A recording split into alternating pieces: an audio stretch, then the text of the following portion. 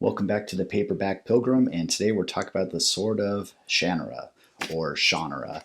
The authors pronounced it both ways, so I like to say Shannara, but whatever.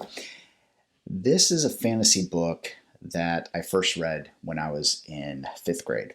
My friend, who was a fellow nerd like me at the daycare we went to after school, he recommended it, and I caught him reading. He checked it out from the local library, and due to his influence, I read it, and it was really cool. I liked it, but I hadn't read it since then.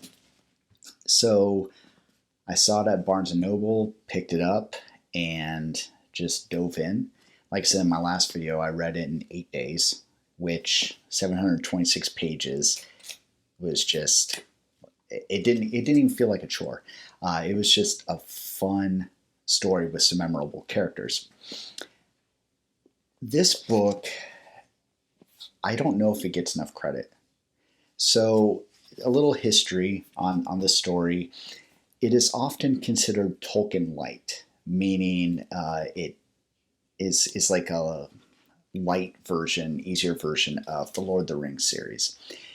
Terry Brooks took 7 years to write this. He started in 1970, finished it in 1977, and he is the first to admit, after he read Tolkien, it was the final kick in the butt. He'd been wanting to read for a while, and he decided to just go for it after being influenced and motivated by J.R.R. Tolkien's Lord of the Rings stories. So you do see the influence in here.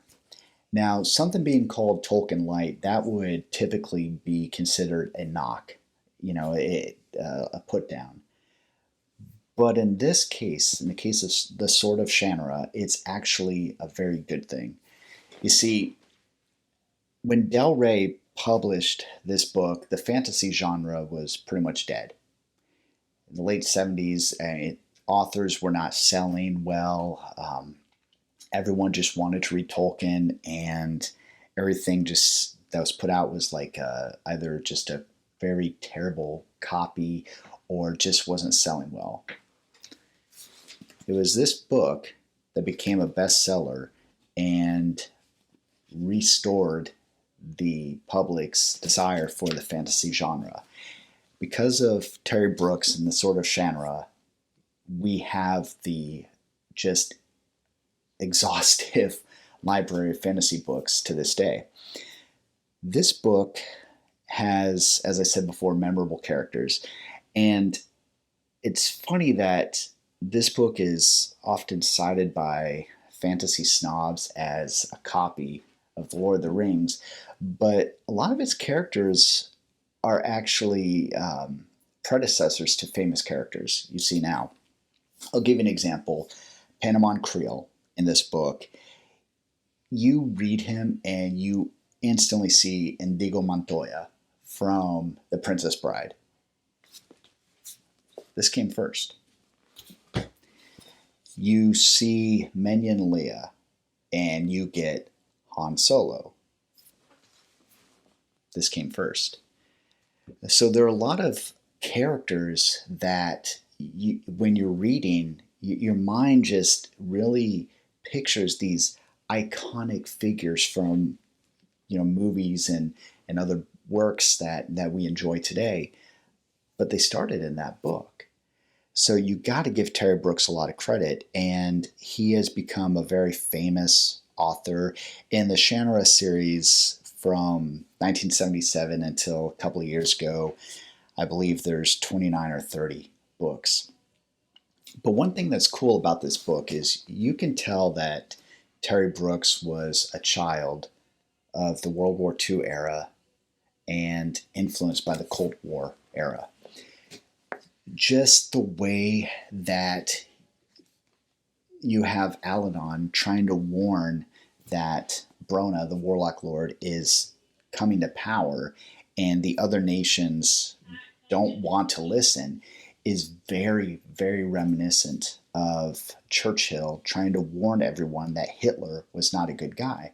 You had Chamberlain saying, we've got peace, and making concession, and Hitler just waltzed right through the Czechoslovakia and Poland, and it turns out Churchill was right. You have the Elven nation that is very much America, and they're from the West. And you have Al-Anon, who's like Winston Churchill, trying to get the West to come and aid and prepare, because this wicked man is sweeping through and nobody will be able to stop him without their help. So you really see the parallels. And there are a lot of hints in here that this actually takes place in our future. You had a world that was dominated by man. There was only mankind. There were rumors, legends of fairy creatures, elves, dwarves, trolls. I mean, like children's stories like we have today. But then there was this really great war that destroyed civilization. And the humans that survived, a lot of them mutated into different creatures that were given names from old folklore. So you have dwarves in this, but they're human. They were just mutated. So essentially what is alluded to is an aftermath of if the Cold War went hot and nuclear bombs, thermonuclear bombs were dropped. You had radiation poisoning the lands, destroying mankind almost to extinction. The survivors mutated. So that's hinted at. It's not overly said, but like I said, you feel the illusion, just the influence of World War II and the Cold War, which was Terry Brooks' childhood and early adulthood. So this is a fantasy book that was fun and definitely recommend.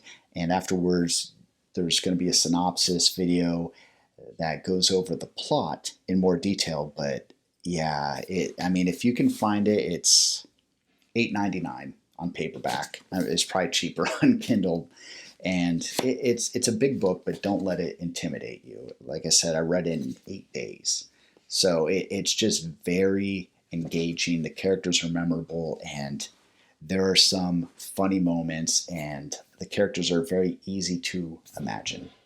So see you next time. The Sword of Shannara by Terry Brooks is an epic fantasy novel set in the fictional world of the Four Lands.